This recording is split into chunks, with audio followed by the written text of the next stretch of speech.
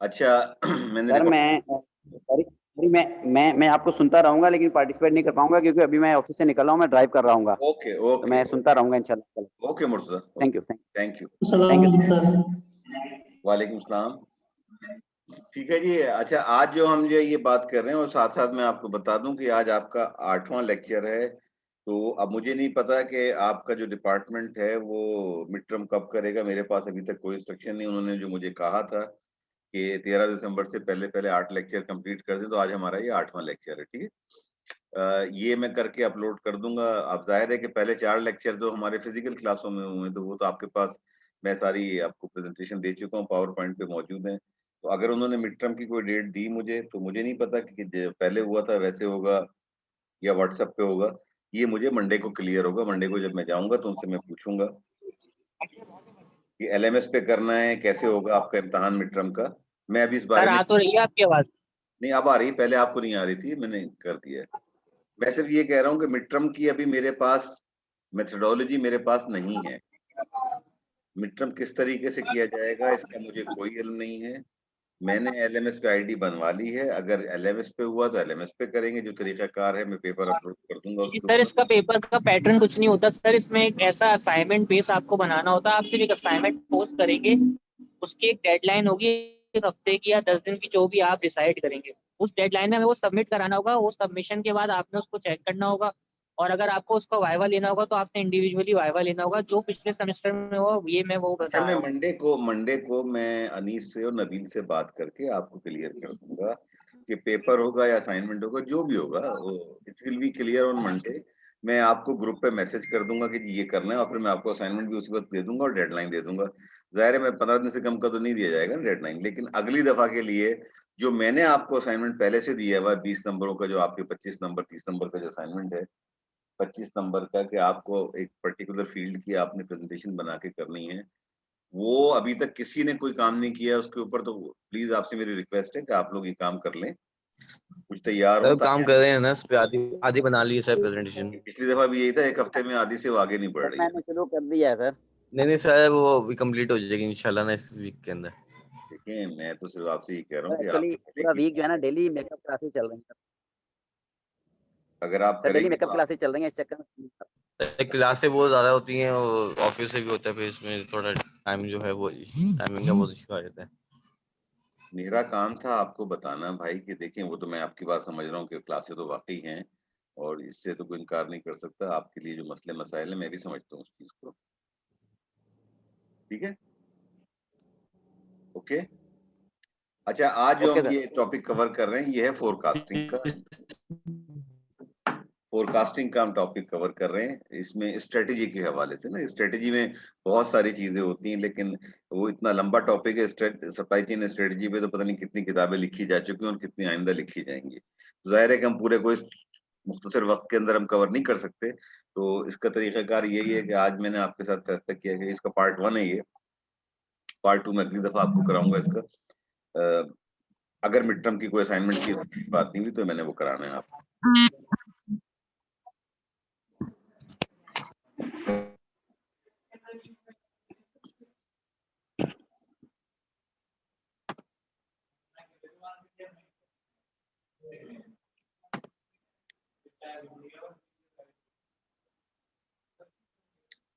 एक मिनट जनाब, ये मुझे एक मैसेज आ गया है आपके, मुझे उसका जवाब दे रहा था मैं। एनीवे,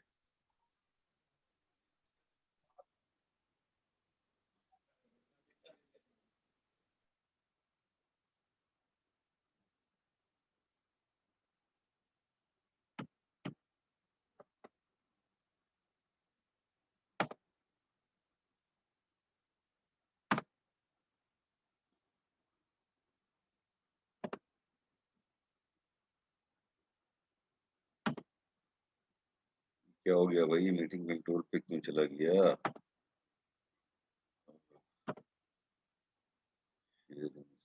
अच्छा जी, आ जाइए जनाब। ये सप्लाई चेन मैनेजमेंट स्ट्रेटेजी है। अच्छा, इसमें देखें,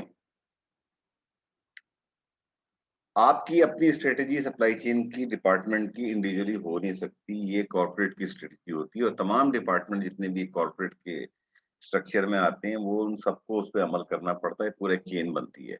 तो जब तक कॉर्पोरेट स्ट्रेटेजी आपको पता नहीं होगी, उस वक़्त तक आप अपने आप को अलाइन नहीं कर सकते कॉर्पोरेट स्ट्रेटेजी के साथ। कॉर्पोरेट स्ट्रेटेजी से क्या मुराद है? जैसे हमने पहले भी इस बात को बार-बार हम कह रहे हैं कि जो टारगेट्स होते हैं ना, वो हमेशा बोर्ड ऑफ डायरेक्टर की तरफ से आते हैं।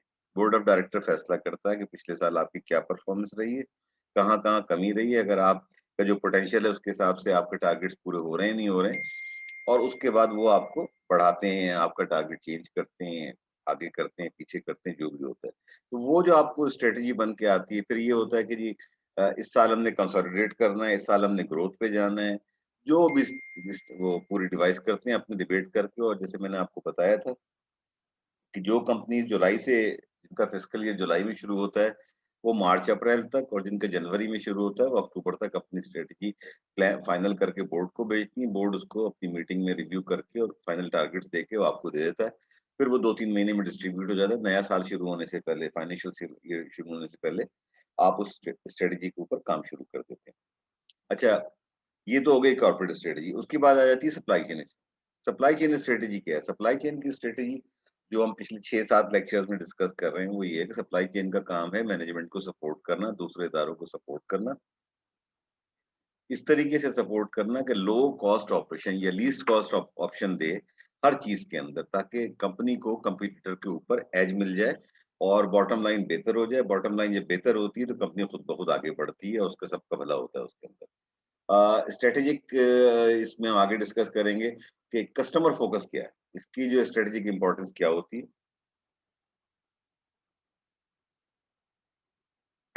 फिर उसके बाद हम डिस्कस करेंगे डिमांड ड्रिवन सप्लाई चेन क्या होती है। फिर सप्लाई चेन को कॉर्पोरेट स्ट्रेटेजी से अलाइन करने के लिए क्या एलिमेंट होते हैं, कैसे आप अपने आप को करते हैं। फिर सप्लाई चेन की अडेप्टेबिलिटी के जो चेंजिंग नीड्स हैं, और सबसे आखिर में रिस्क मैनेजमेंट, जो पहले भी बात कर रहे हैं, हम बार-बार बात कर रहे हैं कि सप्लाई चेन के अंदर आप एक पार्टी पे डिपेंड नहीं कर सकते। नंबर ऑफ सप्लायर्स आपके हमेशा एक से ज़्यादा होने चाहिए। मिनिमम की कोई लिमिट नहीं है। लेकिन ये भी नहीं कि आपके 200 सप्लायर हों या 100 सप्लायर हों, ये भी गलत है। तो आप मिनिमम की लिमिट डिफाइन नहीं करते, लेकिन ये एक बात तो तय है कि एक सप्लायर पे डिपेंड करना is totally no, no, no. अगर आपने ये किया, फिर तबाही और बर्बादी से आपको कोई नहीं रोक सकता। मैं आपको इसकी मिसालें देके समझा चुका हूँ। इसके लिए मैं दोबारा इसकी डिटेल में नहीं जाऊँगा कि हम क्यों मना करते हैं, हमें क्यों नहीं करना चाहिए इस चीज़ को, ठीक है? अब आ जाइए कॉर्पोरेट स्ट्रेटजी क्या है? कॉर्पोरेट स्ट्रेटजी पहली बात तो ये होती है, वो आइडेंटिफाई करते हैं, ये इसमें देखिए मैंने एक लफ्ज़ यूज़ किया है कि कंपनी कैसे अपने एनवायरनमेंट में काम करेगी। एनवायरनमेंट क्या है? अब जैसे इस वक़्त हम यहाँ बैठे हुए हैं, ठीक है? पाकिस्तान की जितनी कंपनियाँ हैं जिनके मुतालिक मैं पढ़ रहा हूँ, मेरे दोस्त अहबाब जहाँ काम करते हैं, जब भी मुलाकातें तो आजकल हो नहीं रही हैं, कभी अगर बात होती है या मैसेजेस का एक्सचेंज होता है, तो हर आदमी ये कह रहा है कि business environment is not suitable. आप इस बात से एग्री करते हैं या नहीं करते? क्यों जनाब? बोलिए भाई। हेलो, मेरी आवाज़ आ रही है आप लोगों को? जी सर, बात आ रही है आपकी। मैंने आपसे एक सवाल किया है कि इस वक़्त जिससे भी मैं बात करता हूँ, वो मुझे ये कहता है कि business environment is not conducive या नॉट सूटेबल। क्या मतलब है इस बात का? अगर कोई शख्स, कोई कंपनी, जो मेरा क्योंकि दोस्त हमारे किसी कंपनी में काम कर रहा है, वो ये कह रहा है कि सर बिज़नेस एनवायरनमेंट कंड्यूसिव नहीं है बिज़नेस के लिए। इस बात का क्या मतलब है? क्योंकि इंपोर्ट एक्सपोर्ट आपकी सही नहीं है, इसलिए ज़ोर से बोलो, आवाज़ नहीं आ रही है मुझे। अभी वो नहीं इंपोर्ट हाँ, एक्सपोर्ट नहीं है ना अभी, इम्पोर्ट नहीं कोविड है। की वजह से। अच्छा, नहीं, और? कोविड की वजह से आपके पास सारी जो ट्रांसपोर्टेशन में बड़ा मसला आ रहा है। देखो, सिंपल सी हर बात है, चीज कोविड की वजह से एक्सपेंसिव बिज़नेस हो रही है, अब एक्टिविटी फिर कम भी हो गई है ना। आप एक्टिविटी कम हो गई है ना, एक्टिविटी। बिज़नेस एक्टिविटी कम जी हो सर गई। कोविड की अब कोई भी बिज़नेस आप उठा लें, जब वो बिज़नेस थ्राइव उसी वक़्त करता है जब उसमें ग्रोथ आ रही हो, लोग निकल रहे हों, लोग जा रहे हों। आप खाने के बिज़नेस की मिसाल ले लें।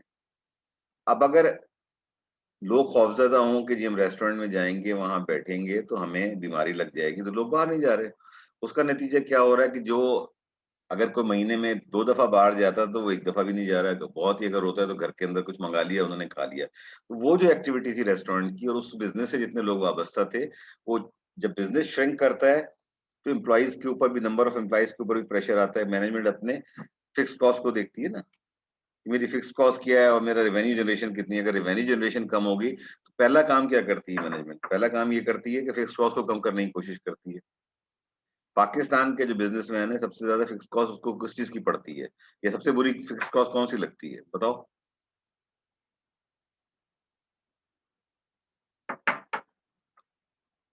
माशाल्लाह आप सब पढ़े लिखे आदमी हो, आधे आप में से इंजीनियर हैं और पढ़े लिखे हैं। मैंने एक छोटा-सा सवाल किया है आपसे कि पाकिस्तानी सरमायादार को सबसे बुरी जो फिक्स्ड कॉस्ट लगती है, वो कौन-सी लगती है? जब तक तुम जवाब नहीं दोगे मैं आगे नहीं बढ़ूँगा। तुम लोगों ने सोचना छोड़ दिया है। तुमने ये कर लिया है कि डॉक्टर साहब आएँगे, अपना लेक्चर देंगे, उसके बाद में वीडियो होगी, वीडियो रिकॉर्ड हो जाएगी, बस इम्तिहान से पहले हम देख लेंगे और इम्तिहान दे देंगे। ये नहीं करने दूँगा मैं तुम्हें। मेरा काम है तुम्हें आदत डालना सोचने की। क्या कह रहे हैं? मेरा सवाल ये है कि दोबारा से पाकिस्तानी रिपीट कीजिएगा बिज़नेसमैन क्वेश्चन। जब बिज़नेस खराब होता है, सबसे बुरी फिक्स्ड कॉस्ट उसे कौन-सी लगती है? 2 तरह की कॉस्ट होती है ना यार, एक फिक्स्ड कॉस्ट होती है, एक वेरिएबल कॉस्ट होती है। एक रेस्टोरेंट की मिसाल ले लो। आपका एक होटल सर है, फिक्स वाली, फिक्स्ड कॉस्ट कौन हाँ, जो सर फिक्स्ड फिक्स कॉस्ट वाली होती है जो रेंट फिक्स्ड वगैरह होता है, क्या लें फिक्स्ड कॉस्ट की जैसे कंपोनेंट आपका बताइए। रेंट होता है। फिक्स्ड कॉस्ट चलो एक रेंट हो गया और सर आपका रेंट हो मतलब गया, जैसे सैलरी, ये तो हो एक गया। रेंट हो गया आपका, एक मतलब यूटिलिटीज बिल हो गया आपके। यूटिलिटी फिक्स वो कॉस्ट होती है, और हो गया। और सर सैलरीज हो गई, फिक्स वेजेस भी आ जाते हैं, इंश्योरेंस। बिल यूटिलिटी बिल्स हो गया, रेंट हो गया और क्या फिक्स्ड कॉस्ट है?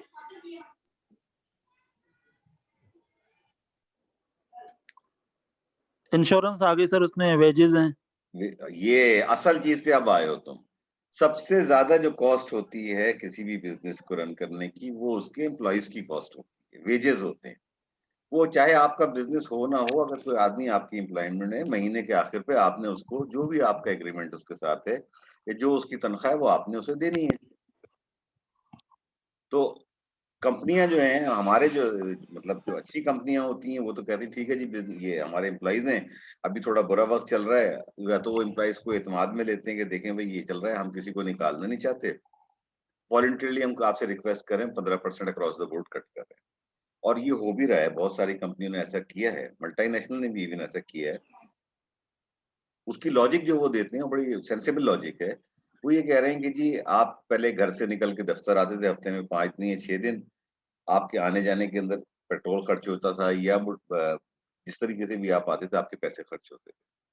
अब हमने आपको ऑनलाइन इजाजत दे दी है, आप हफ्ते में 2 दिन या 3 दिन फिजिकली आए, 2 या 3 दिन घर से ऑपरेट करें, तो आपकी वो कॉस्ट कम हो गई है। फिर दूसरी बात ये कि ओवरऑल जब इस तरह के डिप्रेशन का माहौल होता है तो आपके एक्सपेंसेस बढ़ते नहीं, कम होते हैं।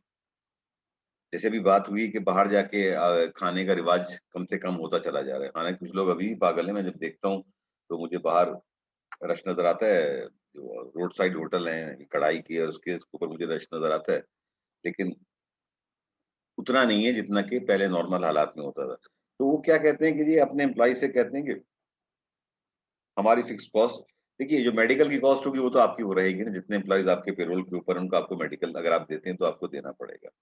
बिल्डिंग का किराया आपको देना पड़ेगा। मैक्सिमम आप उससे ये कह सकते हैं अगर आपको छोटा बिजनेस है कि भाई अभी हालात सही नहीं है, 2 महीने में किराया नहीं दूँगा, 2 महीने के बाद जो है ना मैं आपको हर महीने की जगह सवा महीने का किराया दूँगा, ताकि अगले 6 महीने के अंदर मैं आपके जो पिछले एरियर्स हैं वो निकाल दूँ। आप एक तो ये कर सकते हैं। लेकिन एम्प्लॉइज़ की जो कॉस्ट है ना, अगर किसी कंपनी में 100 आदमी काम कर रहे हैं, तो उन 100 आदमियों की तनख्वाह तो at the end of the day आपको देनी है। आपने चाहे एक पैसा बनाया हो या ना बनाया हो, लेकिन बहरहाल आपको तनख्वाह तो देनी पड़ेगी ना, आपका उससे कॉन्ट्रैक्ट है, एक मुआहदा है उसके तहत। हमारे यहाँ क्या होता है, जो मैंने पिछली दफा भी आपसे ज़िक्र किया था, कि जितना बड़ा सरमायादार हो तो सबसे पहले वो लोगों को निकालता है। ठीक है? वो लोगों को निकालता है, किसी ने 10,000 आदमी निकाल दिए, जैसे मैंने टेक्सटाइल की मिसाल दी थी, किसी ने 20,000 आदमी निकाल दिए, ये करते हैं। तो बिज़नेस एनवायरनमेंट जो होता है, कॉर्पोरेट स्ट्रेटजी का काम ये होता है कि आइडेंटिफाई करे, एनवायरनमेंट क्या है, बिज़नेस एनवायरनमेंट क्या है। अब इस वक़्त जो दुनिया के अंदर एनवायरनमेंट है मार्च के बाद से, फरवरी के बाद से इस साल वो बिल्कुल चेंज हो गया है। जैसे कि एविएशन इंडस्ट्री पे हम कई दफा बात कर चुके हैं। 1 साल पहले जो एविएशन इंडस्ट्री थी कोविड से पहले और आज जो एविएशन इंडस्ट्री, दोनों में ज़मीन आसमान का फ़र्क है। कोई नई एयरलाइन नहीं आ रही है, एयरलाइन के जहाज़ खड़े हो रहे हैं। जितने भी जहाज़ होते हैं ये सब लीज़ के ऊपर होते हैं। आपको महीने में उसको इंस्टॉलमेंट उसको देनी है। एयरलाइंस बैंकरप्ट हो रही हैं, लोगों को निकाल रही हैं। ये चूँकि एनवायरनमेंट चेंज हो गया है। आप एक क्लोज़ एनवायरनमेंट में, सब वो जहाज़ क्या है कि क्लोज़ वेसल है ना, उस वेसल के अंदर सीटें लगी हैं जिसमें बैठ के आप, वो वेसल हवा में उड़ता है, आप उस पे बैठ के एक जगह से दूसरी जगह जाते हैं। लेकिन इन हालात के अंदर क्या हुआ है कि वो वेसल क्लोज़ एनवायरनमेंट जो है एक जर्म कैरियर बन गया है। अगर खुदा ना ख़ास्ता किसी को लाख एहतियात के बावजूद भी, अगर आप एक फ्लाइट पे 2 घंटे या अगर लॉन्ग फ्लाइट है तो 8 घंटे या 10 घंटे अगर उसमें बैठे हुए हैं, तो आपका रिस्क, आपका एक्सपोज़र जो है बहुत ज़्यादा बढ़ गया। तो लोगों ने ट्रैवल करना बंद कर दिया है। फिर जो हम पिछली दफ़ा बात कर रहे थे कि जो पहले ट्रेंड था कि एक जगह बैठ के दूसरी जगह के आप सप्लायर को मॉनिटर कर रहे हैं, वो चीज़ अब बिज़नेस का अब एसेंशियल हिस्सा बन गई है। मुझे आइंदा आने वाले 10 सालों में ये जाता हुआ नज़र नहीं आ रहा। ये जो वीडियो कॉन्फ्रेंसिंग या जो हम ऑनलाइन क्लासेस की बात कर रहे हैं, क्या 1 साल पहले कभी आपने सोचा था? पिछले साल नवंबर में या दिसंबर में आपने कभी सोचा था कि ऐसा होगा? नहीं सोचा था ना आपने, कि ऑनलाइन के ऊपर हम जाएँगे, इस तरह की क्लासेस होंगी, ऐसा तो मुमकिन नहीं था ना। अब ये हमारी ज़िंदगी का हिस्सा बन गया। तो कोई भी कंपनी जब आप अपनी स्ट्रैटेजी बनाएगी या उसका बोर्ड ऑफ डायरेक्टर बनाएगा, तो वो बिज़नेस एनवायरनमेंट देखेगा। वो देखेगा कि जिस माहौल में मैं काम कर रहा हूँ, उस माहौल के अंदर मेरा जो बिज़नेस है या मेरे जो कॉम्पिटिटर का बिज़नेस है, वो कहाँ जा रहा है। और अगर उसने टारगेट दिया था 5% ग्रोथ का या 10% ग्रोथ का और ये कोविड के बाद अगर हालात खराब हुए, तो वो 6 महीने के बाद, 9 महीने के बाद टारगेट्स को रिवाइज़ कर देंगे। क्योंकि मैनेजमेंट से ये काम, अपने एम्प्लॉइज़ से ये तवक्का करना कि अगर हालात बदल गए हैं, उन हालात के अंदर वो पुराने तरीके से काम करते रहेंगे, तो ये नामुमकिन सी बात है, ऐसा हो नहीं सकता। जो चीज़ हो नहीं सकती, उस पे आप चलें। तो ये स्ट्रैटेजी होती है, कॉर्पोरेट स्ट्रैटेजी जो है, उसका काम ये होता है कि कंपनी के एनवायरनमेंट क्या है, उसको आइडेंटिफ़ाई करे। उस एनवायरनमेंट के हिसाब से कंपनी की स्ट्रैटेजी वो बना के देते हैं, डाउन द लाइन इम्प्लीमेंट होती है, मुख्तलिफ डिपार्टमेंट में जाती है। हर कंपनी के अंदर जो बड़ी कंपनियाँ हैं, उनके अंदर एक कॉर्पोरेट का डिपार्टमेंट होता है, जो बोर्ड के साथ लिएज़ॉन करता है। पहले जाने से पहले, टारगेट्स जाने से पहले, पहले वो मुख्तलिफ जो इंटरनल डिपार्टमेंट्स हैं, मार्केटिंग है, फाइनेंस है, सप्लाई चेन है, उन सब से पूछ के वो बताता है उनको, बोर्ड के सामने रखता है, बोर्ड फिर उसपे फैसला करता है, कमी का, इज़ाफ़े का या उसी को पिछले साल वाले टारगेट्स को रखने का। वो फिर नीचे आते हैं, फिर टारगेट्स को डिसिमिनेट करके नीचे दे दिया जाता है। फिर वो टारगेट जो है पूरे मुल्क, कंपनी के जो मुख्तलिफ मतलब मार्केटिंग वाला सिर्फ कराची में तो नहीं बैठा हुआ ना, अगर एक कोई कंपनी है, वो पूरे पाकिस्तान के अंदर है ना। जैसे कि अभी हम बात कर रहे थे होंडा अटलस की, होंडा अटलस की अगर हम बात कर रहे हैं, तो कंपनी पूरे पाकिस्तान में है ना, उनके शोरूम, उनके एजेंट, उनके डिस्ट्रीब्यूटर जो भी हैं, वो हर जगह पूरे पाकिस्तान में। तो अगर लोगों के पास पैसे नहीं है गाड़ी, मोटरसाइकिल खरीदने के, हालात नहीं, तनख्वाहों के अंदर एक मुसीबत पड़ी हुई है, तो वो क्या होगा कि फिर वो अपने टारगेट्स को रिवाइज़ करेंगे, उसी हिसाब से प्रोडक्शन रिवाइज़ होगी, उसी हिसाब से आपके जो सप्लाई चेन रिवाइज़ होगी, उसी हिसाब के जो आपके सप्लायर्स के ऑर्डर्स हैं, अ, सप्लायर को जो आप ऑर्डर प्लेस करते हैं पार्ट्स के, रॉ मटेरियल के, वो सारे को आप रिवाइज़ करेंगे। ये पूरी एक चेन चलती है। जब ग्रोथ आ रही होती है तब भी, और जो वो ग्रोथ, ये भाई आ गया, मैसेज आ गया मेरे पास कि 9 मिनट के अंदर खत्म होने वाली है। एनीवे, तो वो मैं करके सेव करके दोबारा लॉगिन कर लूँगा। 2 मिनट लगते हैं मुझे सेव करने में। अभी हम कंटिन्यू कर रहे हैं, तो मैं खत्म करने से पहले आपको बता दूँगा। तो ये तो हो गई कॉर्पोरेट स्ट्रेटजी, ठीक है? अच्छा, दूसरा जो पार्ट होता है कॉर्पोरेट स्ट्रेटजी का, ये तो हमने बात की अनयूजुअल सर्कमस्टेंसेस की ना। नॉर्मल सर्कमस्टेंसेस में भी यही होगा कि आपको ग्रोथ के टारगेट मिल गए, वो टारगेट डिसेमिनेट हो जाएँगे। फिर आप उसको रीजन वाइज़ करते हैं, पॉपुलेशन वाइज़ करते हैं। जैसे कि मैंने ऑयल की सप्लाई चेन में आपको बताया था कि पंजाब 65% की 60% ऑफ पाकिस्तान पॉपुलेशन है। तो हर चीज़ की जो कंजम्पशन होती है 60% वहाँ पे होती है। चाहे वो बिजली हो, चाहे वो आटा हो, चाहे वो चावल हो, चाहे वो तेल हो, हर चीज़ की वहाँ पे होती है। तो उसी तरीके से आपके जो जो जो भी आप बिजनेस कर रहे हैं, चाहे वो दवाओं का बिजनेस हो, चाहे मोटरसाइकिल का बिजनेस हो, चाहे वो तेल का बिजनेस हो, किसी भी बिजनेस की आप मिसाल ले लें, गाड़ियों को, हर चीज की ऑलमोस्ट 60% कंजम्पशन उसी जगह पे होती है, वहीं पे होती है। तो आप जो अपनी स्ट्रेटेजी बनाते हैं, तो आपको जो है पंजाब के अंदर आपकी सेल्स टीम भी मजबूत होनी चाहिए, आपकी लॉजिस्टिक भी इसमें बेस होनी चाहिए कि वहाँ के जो कस्टमर्स हैं उनको आप टाइम के ऊपर चीज पहुंचा सकें और लोगों को चीजें दे सकें, और ताकि आपकी कंपनी, ठीक है। थर्ड पॉइंट जो होता है कॉर्पोरेट स्ट्रेटजी का, वो ये होता है कि जी मैं कौन से स्टेप लूं, कौन से स्टेप लिए जाएं कि कंपनी जो है बिजनेस ग्रो करे। वो स्टेप्स बैठ के वो डायरेक्शन सोचते हैं और वो बताते हैं। ये नहीं कि नीचे वाले जो होते हैं डमी होते हैं या रोबोट होते हैं, उनको जो है जो कहा जाता है वो उस पर अमल करते हैं। बहुत सारे इदारों में ऐसे ही होता है, प्राइवेट सेक्टर में ऐसा ही होता है कि आपकी अकल को इस्तेमाल करने की इजाजत नहीं होती। जो ज्यादा अकल इस्तेमाल करता है वो घर बैठा हुआ होता है। वो कहते हैं जो हमने कह दिया है वो कर लो, ज्यादा सवाल करने की जरूरत नहीं। तो लेकिन बिजनेस में ग्रोथ लाने के लिए अच्छी कंपनियां ये करती हैं कि नीचे से इनपुट लेना शुरू करती हैं और वो इनपुट को लेके और फिर वो मटेरियलाइज करती हैं। जैसे मैंने आपको मिसाल दी थी, बाइकर्स लेन की मैंने मिसाल दी थी। ये इनपुट जो था ना किसी बोर्ड के डायरेक्टर की तरफ से आया था, ना एमडी की तरफ से आया था। ये इनपुट जो था एक आम सेल्स ऑफिसर था, सेल्स कॉन्फ्रेंस हो रही थी, उसमें उसने एक आइडिया दिया क्योंकि जी 60% जो है हमारे पंप पे जो लोग आते हैं वो तो मोटरसाइकिल वाले हैं और सबसे ज्यादा जिल्लत हम उनकी करते हैं। तो ऐसा नहीं कि हम उनके लिए कोई स्पेशल काम कर दें कि लोग आए। और ये जो उसकी बात थी सबकी समझ में आई, उसको इम्प्लीमेंट किया गया और इसने जो है कंपनी के बिजनेस पे बहुत बेहतर इम्पैक्ट किया कि आप कस्टमर को इज्जत देना। यहाँ तो लोग वोट को इज्जत देने की बात कर रहे हैं ना, बिजनेस अगर आप कर रहे हो तो आपको इज्जत देनी होगी कस्टमर को। अगर कस्टमर की इज्जत नहीं तो आपका काम कभी नहीं चल सकता, ठीक है। चौथा पॉइंट ये होता है कि जो एनवायरनमेंट है, अब जो एनवायरनमेंट आपको मिल गया ना, आपने उसी में काम करना। ये एनवायरनमेंट तो आपके कंट्रोल में नहीं है ना मेरे कंट्रोल में, ना आपके कंट्रोल में। अब कोविड को ना मैं लाया हूं ना आप लाए, अब ये आ गया है, ठीक है ना, एक बड़ा सर पे आपके आ गई है। तो इस एनवायरनमेंट में आपने कैसे काम करना है। अगर आपकी सेल कम हुई है तो आप इमीडिएटली कितने आप रिस्पॉन्सिव हैं, कितने रिएक्टिव हैं चेंज के लिए, कि आपने कितनी जल्दी अपने आप को एडजस्ट किया। ये ना हो कि आप सारा इन्वेंट्री आप पीछे से आपका वही चलता रहे, आप इन्वेंट्री लेके बैठे हुए हो, अब पता चला कि अरबों रुपए की इन्वेंट्री लेके आप बैठे हुए हैं और बिक कुछ रहा नहीं है, और आपके ऊपर जो बैंकों का प्रेशर, आपकी जो कैश फ्लो है वो बर्बाद हो जाता है, बैंकों का जो आपको मार्कअप है ज्यादा देना पड़ता है जो बोरोइंग आप करते हैं। तो आपको फिर रिएक्ट करना होता है कि एनवायरनमेंट चेंज हुआ है तो आप फौरन रिएक्ट करें, स्ट्रेटेजी को अपनी रिवाइज करें कि हमने इस तरीके से करना है। तो और ये भी ना हो कि आप इस तरीके से रिवाइज करें आपका सप्लायर बर्बाद हो जाए। आप ओवरनाइट सप्लायर को नहीं कह सकते क्योंकि उसने भी आगे किसी से कहा हुआ होता है, उसने भी पीछे, उसका भी दूसरा सप्लायर हो सकता है, उसका भी तीसरा सप्लायर हो सकता है। तो आप अगर फौरन रिएक्ट करेंगे तो उसको आप बताएंगे तो वो रिएक्ट करेगा, वो किसी और को बताएगा, होते होते वो पूरा जो हो जाएगा। Again I will go back to aviation example. Aviation के अंदर जब ये मुसीबत आई कोविड की, तो उस वक्त लोगों ने रियलाइज ही नहीं किया कि ये क्या चीज हो रही है।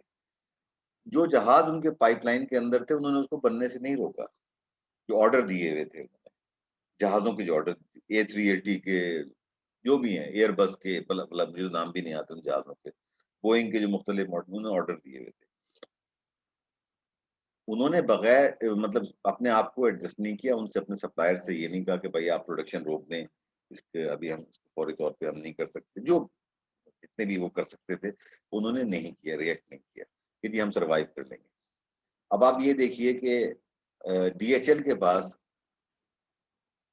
DHL कंपनी के पास अपने जो जहाज थे जिसपे वो खत सामान पूरी दुनिया में पहुंचा रहे थे, उनकी तादाद 300 प्लस थी। 300 से ज्यादा जहाज थे उनके पास एक वक्त के अंदर। अब जब बिजनेस कम हुआ तो जाहिर है कि वो जहाज सारे खड़े हो गए। अब उन जहाजों को खरीदने के लिए उन्होंने कर्जा लिया हुआ था वो सर पे खड़ा हो गया। जो मूवमेंट वो गुड्स की करते थे, जो उनका साल में टारगेट हुआ करता था बिजनेस का, वो 100 बिलियन प्लस के अंदर उनका टारगेट था पूरी दुनिया के अंदर, बल्कि ज्यादा ही था इससे। DHL जो बिजनेस करती थी तो वो उनका कम हो गया, हर चीज कम हो गई। तो उन्होंने भी रिएक्ट करने में टाइम लगाया। जब रिएक्ट करने में आप टाइम लगाते हैं तो नतीजा ये होता है कि आपके ऊपर प्रेशर आता है और फिर क्या होता है, पहला काम ये होता है कि जी कितने आदमी हैं। अब आप सामने मैं बता रहा हूँ कि BP कितनी बड़ी कंपनी है, 15,000 आदमी निकाल चुकी है। ग्लोबली। एक्सॉन 8-9 हजार निकाल चुकी है, शेल भी इतने निकाल चुकी है। क्या हो रहा है ये? अच्छा, ये सब लोग जो हैं, जिस अगर चले, अगर वो किसी ऐसे मुल्क में काम कर रहे हो कि जहाँ पे कोई सोशल सिक्योरिटी नेटवर्क है या गवर्नमेंट की तरफ से कोई सपोर्ट होती है कि अगर आपकी जॉब चली जाती है, तो वो तो फिर भी सर्वाइव कर लेते हैं। लेकिन अगर कोई इंडिया, पाकिस्तान जैसा मुल्क हो या अफगानिस्तान जैसा मुल्क हो, उसमें किसी की नौकरी चली जाए, तो वो तो बेचारा सड़क पे आ जाता है ना। तो ये स्ट्रेटजी होती है। कंप्लीट एनवायरनमेंट क्या होता है, जब एनवायरनमेंट चेंज होता है तो उसमें अपने आप को आपने कैसे चेंज किया। अच्छा, मेरे पास 3 मिनट रह गए हैं, मैं वीडियो बंद कर रहा हूँ, ठीक है? लॉग आउट कर रहा हूँ मैं, और उसके बाद जैसी वीडियो सेव होती है मैं दोबारा आता हूँ। आप लोग कहीं जाइएगा नहीं, आप लोग फिर गायब हो जाते हैं। ओके, हेलो हेलो, जी ठीक है सर, सर, सही है, सही है। ठीक है सर, ठीक है। ओके।